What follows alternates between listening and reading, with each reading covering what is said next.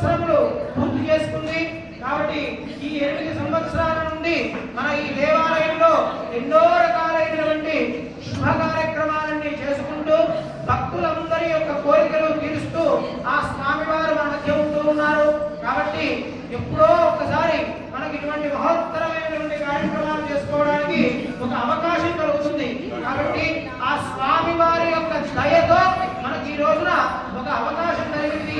కాబట్టి ఆ యొక్క కలిగినటువంటి అవకాశాన్ని సద్వినియోగపరుచుకుంటూ అందరం కూడా ఓం నమో నారాయణాయ, ఓం నమో నారసింహాయ అని ఆ స్వామివారిని ధ్యానిస్తూ కీర్తిస్తూ ఆ యొక్క సహస్రనామ స్తోత్రాన్ని పఠిస్తూ స్వామివారిని ఆరాధన చేసుకుందాం. గోవిందా